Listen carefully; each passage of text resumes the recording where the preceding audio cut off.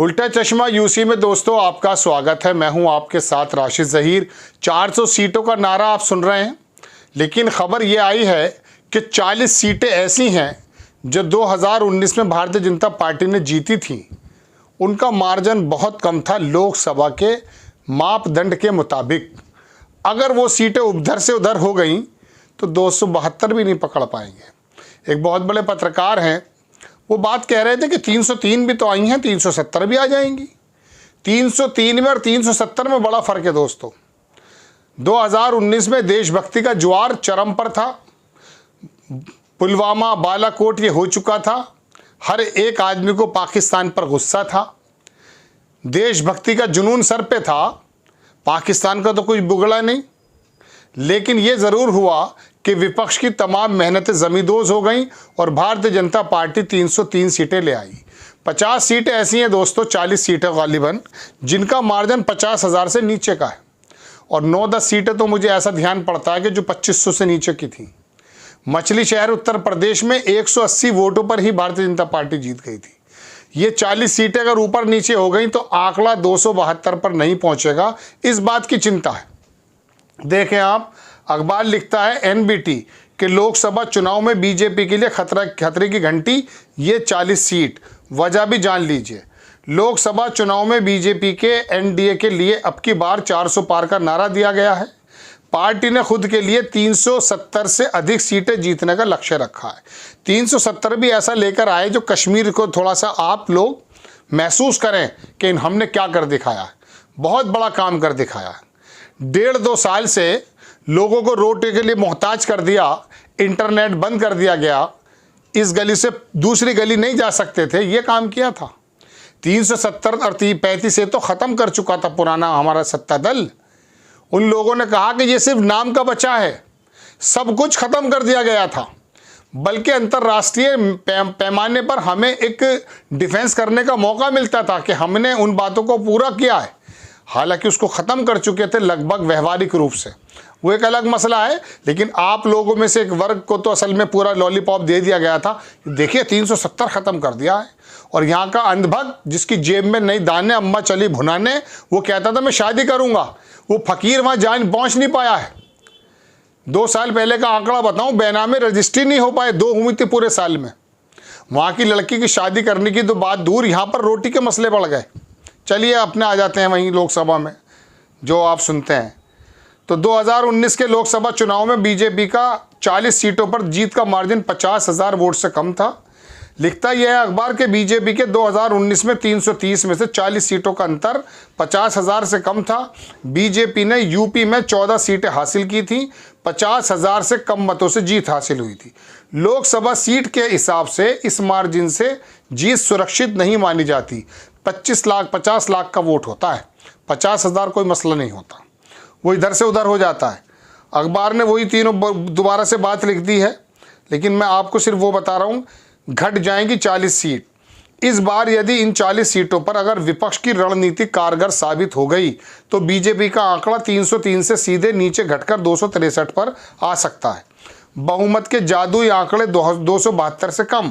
खास बात यह है कि जिन 40 सीटों पर बीजेपी के जीत का मार्जिन 50,000 से कम था, उनमें से 11 सीटें बीजेपी और कांग्रेस की सीधी लड़ाई थी, यानी कि उत्तर प्रदेश से गालिबन बाहर की बात है। वहीं 6 सीट पर बसपा, सपा और बीजू जनता दल ने बीजेपी को चुनौती दी थी। 50,000 से कम मार्जिन वाली 4 सीट पश्चिम बंगाल में थी। वहीं 2 सीट बीजेपी की निकटतम प्रतिद्वंदी राष्ट्रीय लोकदल था।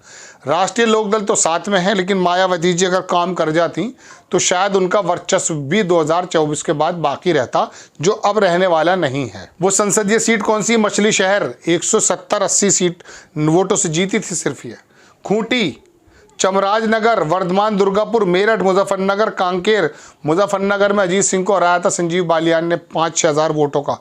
वहाँ के लोगों का कहना यह है, जो ठाकुर समाज अब नाराज है, कि वो बेईमानी से जीती थे। कांकेर, रोहतक, संबलपुर, दमन दीव, लद्दाख, झारग्राम, कन्नौज, तुमकुर, चंदौली, पूरी सीट है। बलिया, वहाँ पर नीरज शेखर को लेकर आ गए इस बार, चंद्रशेखर साहब के जो लड़के हैं। बागपत, भुवनेश्वर, बस्ती, करीमगंज, कौशाम्बी, पाटलिपुत्र, नांदेड़, भदोही, चंडीगढ़। अब की बार तो चंडीगढ़ भी मुश्किल है। वहीं का था वो पीठासीन अधिकारी जो कैमरे को देख रहा था। अगर आपके बार ये जो ब्यूरोक्रेट्स हैं ना, इन पर अगर नज़र रख ली गई तो ये जीत नहीं पाएंगे। लिख लीजिए मेरी बात। चुनाव आयोग तो जो करता है उसे छोड़ दीजिए रामपुर तक, लेकिन बाद में बताना ये चाहता हूँ आपको कि अगर इस पर चुनाव आयोग ने अपने अधिकारियों को कहा कि निष्पक्ष चुनाव करा दीजिए, पहले जैसी धांधली के जो आरोप लगते थे, जो किसी हद तक साबित भी हैं, साबित इन द सेंस उसके बहुत सारे वीडियोज़ हैं। रामपुर सीट एक साहब कह रहे थे, बड़े अच्छे पत्रकार हैं, कि रामपुर, आजमगढ़ और एक शायद कन्नौज, ये 3 सीटें ऐसी हैं समाजवादी पार्टी की जो चाहने के बावजूद भी हारेंगी नहीं। मतलब बहुत मेहनत करने पड़ेगी हारने के लिए, तब जाके हारेंगी। लेकिन बताइए आप, कन्नौज भी जीत, वो सॉरी आजमगढ़ भी जीत लिया और वो भी जीत लिया गया था रामपुर।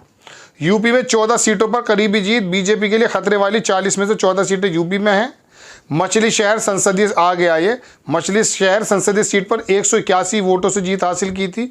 मेरठ सीट पर 4729, उसके भी हालात अजीबोगरीब थे।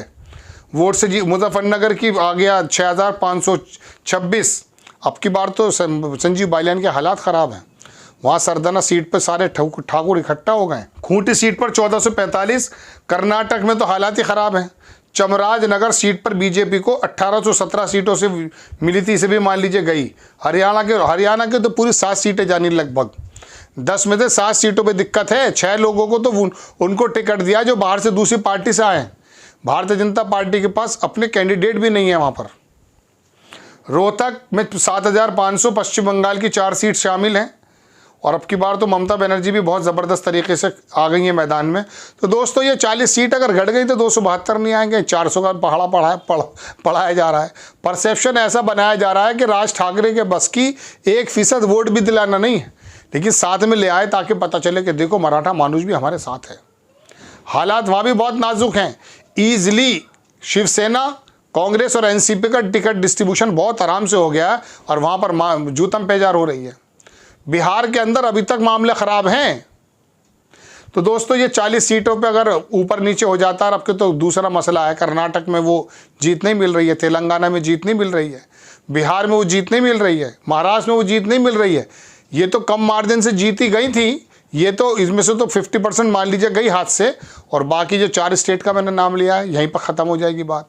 और ममता बनर्जी ने अगर चोट लगा दी तो कहाँ से 370 और 303, मामला ख़राब है। आपको खबर कैसी लगी अपनी राय कमेंट्स बॉक्स में ज़रूर दीजिए। चैनल को सब्सक्राइब कीजिए दोस्तों। नेक्स्ट टाइम मैं किसी खबर के साथ हाजिर हो जाता हूँ। जय हिंद।